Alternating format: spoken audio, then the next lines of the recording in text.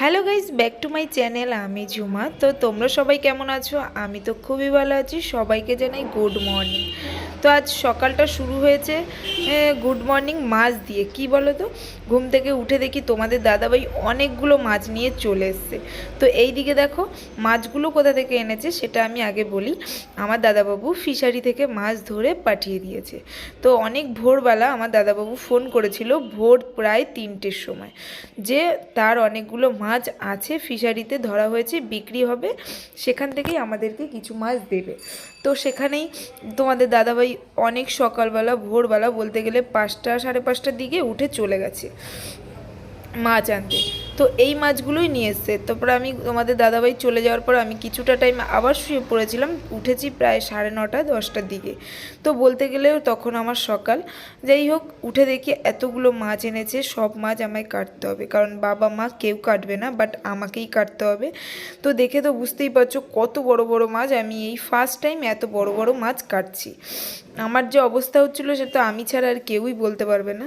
আর but তারপর বাবা জানতো না তোমাদের দাদাভাই যে চলে গেছে মাছ আনতে। বাবা তাও ঘরের জন্য, রান্না করার জন্য একটা ছোট্ট পোনা মাছ কিনে এনেছিল। সেই পোনা মাছটাকে আমি হালকা করে কেটে নিচ্ছি, কারণ ওটাকে কিছু মাছ কেটে নিয়েছিলাম। এবার কি কি মাছ দিয়েছি সেটা একটু তোমাদের সাথে একটু বলি। আর গাছে লাউ হয়েছে, লাউটাও কাটা হয়েছে।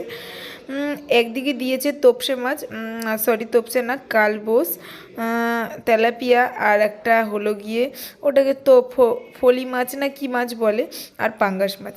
এই 3-4 রকমের মাছ দিয়েছিল, বাট আমাকে ওগুলো কাটতে হবে। আর এইদিকে মা ভাত বসিয়ে দিয়েছে। সবাই যদি মাছ নিয়ে ব্যস্ত থাকি তাহলে খাওয়া দাওয়া কখন হবে? তারপর কী সর্বনাশে পড়েছি জানো, মাছ কুটতে কাটতে কাটতে মাছ হাত থেকে অনেকটা অনেকটা কেটে গেছে হাতটা। তো বাবা খুব জ্বালা যন্ত্রণা করছিল। মাছ রেখে দিয়ে আমি চলে গেছি হাতে বোরোলিং দিতে। তো এইদিকে দেখো বাবার কাছে দিয়ে গেছি। বাবা তো কোনো মতেই পারছে না, আমার কাটা মাছগুলোই বাবা আর কি কুচি কুচি করছিল। তারপরে কি বলবো, আমার খুব কষ্ট হচ্ছিল।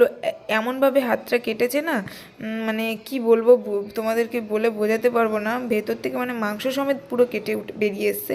আমি কিছুটা টাইম বোরোলিং দিয়ে এসে আবার বাবার কাছে এসে বসলাম।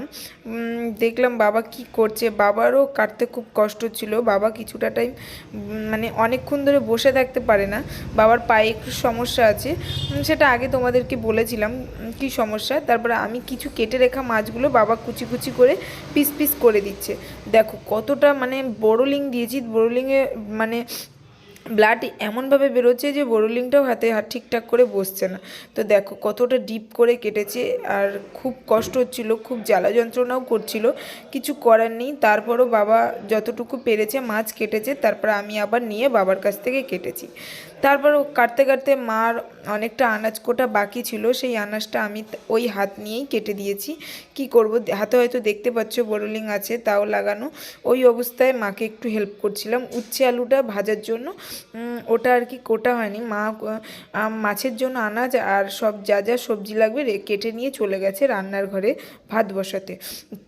এদিকে মাকে বললাম ঠিক আছে, আমার কষ্ট হলো আমি কেটে দেবো। মা আমাকে বারবার বারণ করেছিল তোর কাটতে হবে না, আমি পরে কেটে নেবো। তাও মায়ের কথা না শুনে আমি কেটেছি। আর ওইদিকে দেখো বাবা এখনও মাছ কাটছে। বাবাকে বললাম তুমি উঠে যাও, আমি যতটুকু পারবো করে দেবো। তারপর দেখলাম মা এদিকে মাকে সব কাজগুলো করে দিয়ে মাছ টাছ ধুয়ে যা হোক ফ্রিজে সব রেখে তারপরে আমি মাকে কিছু মাছ দিলাম। মা ওগুলো আর কি রান্না করছে, তার মধ্যে কিছু মাছ ভাজাও করছে। আমি একটু গরম ভাত খাবো সকালবেলা, তখন বাজে 11:30 থেকে 12টা। তখন আমি খাবো টিফিন ভাত। তারপর সকালবেলা উঠে আমি কিছুই খাইনি, এক কাপ চা খেয়েছিলাম খুব কষ্ট করে। মাছ কাটার আগে সেটা আমি তোমাদের সাথে ব্লগে শেয়ার করিনি।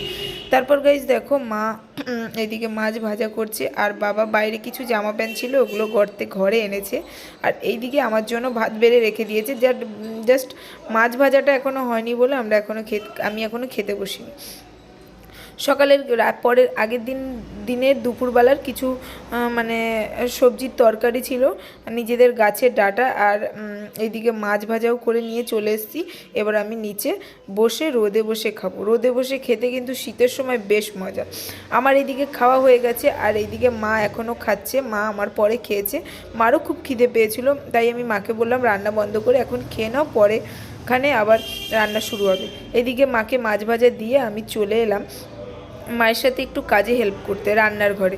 তো দেখতেই পাচ্ছ কড়াইয়ের কাছে চলে এসেছি। হাফ মাছ ভাজা করতে করতে মা খেতে চলে গেছিলো, বাট আমি এবার বললাম তুমি খাও, আমি যেটুকানি মাছ ভাজা বাকি আছে আমি ভেজে দিচ্ছি। তারপর গাইস আমি মাছ ভাজাটা যতটুকু ছিল আমি ভেজে দিয়েছি। তারপর মা ভাত খাওয়া হয়ে গেলে মা নিজেই আবার যতটুকু বাকি থাকবে মা করে নেবে। এই করে দুজনকে হেল্প করতে করতে কাজটা অনেকটাই ক্লিয়ার হয়ে গেছে। আর এইদিকে বাবাকে দেখো, একদম মাছ কোটার সময় বটিতে ধার ছিল না, বাবা অনেক কষ্ট করে বটিতে ধার দিচ্ছিল। আমাদের শিল আছে সেটা দিয়ে আর কি ধার দিচ্ছিল বটিতে। আর এইদিকে দেখো আমাদের এখানে জলের খুব সমস্যা, তাই আমাদের পাড়ায় কল ঢুকছে, তাই তোমাদের সাথে একটু শেয়ার করলাম। ওই দিক থেকে একদম শেষ মাথা থেকে দেখতেই পাচ্ছ কলের লাইন করা হচ্ছে, মানে মাটি কেটে পাইপ ঢোকানো হবে। তো আমাদের বাড়ি অবধি এখনও আসেনি, বলতে বলতে চলে আসবে এই দুদিন, আর একদিনের মধ্যে আমাদের এখানে চলে আসবে। আর তোমাদের সাথে একটু শেয়ার করি, দেখো আমাদের গাছে এত ছোট্ট গাছটা এত পরিমাণে কুল হয়েছে কি বলবো। তাও তো বাবা দুটো ডাল, তার মধ্যে একটা ডাল কেটে দিয়েছে আর একটা ডাল আছে। একটা ডালে যা কুল আছে আপাতত আমি মনে করি অনেক কুল, বলতে গেলে অনেক। আর একটা গাছে এত কুল হয়েছে যে আমরা এত কুল খাই না, বাট হয়েছে, সবাই নিয়ে নিয়ে খাচ্ছে। আর গাছের লাউও হয়েছে, লাউ শাকও হয়েছে, দেখতেই পাচ্ছ অনেকটা। ওখান থেকেই সকালবেলা লাউটা পাড়া হয়েছিল। আর একটা লাউ গাছে থেকে থেকে না পচে যাচ্ছে, কেন জানি না। ওই লাউ গাছটা থেকে লাউটা কেন ফার্স্ট লাউ হয়েছিল, ওই লাউটা আমি রেখে দিয়েছিলাম পাকাবো বলে গাছে। যাই হোক চারা করব বলে রেখে দিয়েছিলাম, ওটা আর হলো না। ওটার একদম শেষ পজিশান, ওটাকে কেটে ফেলে দিতে হবে, আর কিচ্ছু করার নেই। লাউটা কেন জানি না মরে গেছে। তারপর তোমাদের দাদাভাই মাছটা জেনে রেখে দিয়ে বাড়ি চলে গেছিলো শ্বশুর বাড়িতে আমার। ওখান থেকে একটু দেখাশুনো মাকে, আমার শাশুড়ি মা কী করছে দেখে চলে এসছে। সকাল থেকে কিছু খায়নি, 12টার দিকে ওকে দুটো ভাত দিলাম। ও মাছ ভাজা দেখে ওরও খুব খিদে পেয়ে গেছে। তারপর এইদিকে মাছের ঝোল হচ্ছিলো, আর মাছ ভাজা তো ছিলই, সেটা দিয়ে ওকে একটু ভাত দিয়ে দিলাম। তার সাথে সাথে ও খাচ্ছে, যাক এবার আমি আমার মতো কিছু কাজ করে নিই। ও আমাকে বলছিল মাছ ভাজার মাছটা কিন্তু খুবই টেস্টি ছিল সত্যি, কিন্তু কালবোস বলে একটা মাছ ছিল খুবই বড়, সবথেকে বড় মাছটা, ওটা কিন্তু খুব টেস্টি ছিল। আর সাথে আমি কিছু পৌষ পার্বণ, তোমরা তো বুঝতেই পারছো, পৌষ মাসে পিঠে খাবো না এটা তো হতে পারে না। আমি পিঠে করব বলে আমি সুজি আর ময়দা কিনে নিয়ে এসেছি, তো রেখে এটা টেবিলের উপর রাখলাম। আর এইদিকে দেখো মায়ের গরম গরম ধোয়া উঠছে তরকারি থেকে। আজকে উচ্ছে ভাজা আর ওই মাছের ঝোল হয়েছে, মানে কি বলবো, মাছের ঝোলের গন্ধে আলো হচ্ছে, ঘর ভরভর করছে। মায়ের হাতের রান্না মানে বুঝতেই পারছো। আর সেটাই তোমাদের সাথে একটু শেয়ার করে নিলাম। তারপর গাইস এইদিকে দেখো আমি স্নান করে চলে এসেছি। তোমাদের দাদাভাই এখনও ফোন ঘাটাঘাটি করছে, মানে আজকে তো সারাদিন ব্লগে কিছু দেখাতে পারিনি।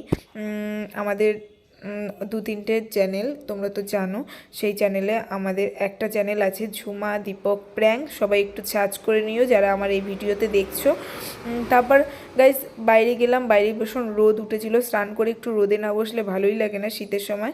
তারপর দেখতেই পাচ্ছ মা বাইরে কাঁথা পেতেছে, কাঁথাটাকে একটু সেলাই করবো ভাবছিলাম।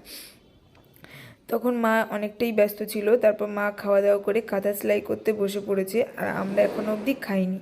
তো বাবা তো অনেক আগেই খেয়ে নিয়েছে। আর তারপর পিঠে করব বলে পিঠুর কিছু জিনিসপত্র মানে নামিয়ে বসেছিলাম, বাট আমি পিঠে আর করিনি, করেছিল মা।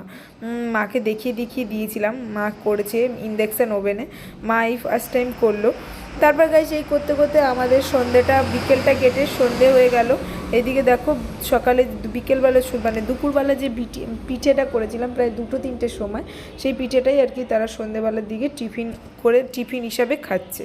তো এদিকে চাও হচ্ছে, আমি খাইনি, চাটা আমি খেয়েছিলাম বাট পিঠেটা আমি খাইনি।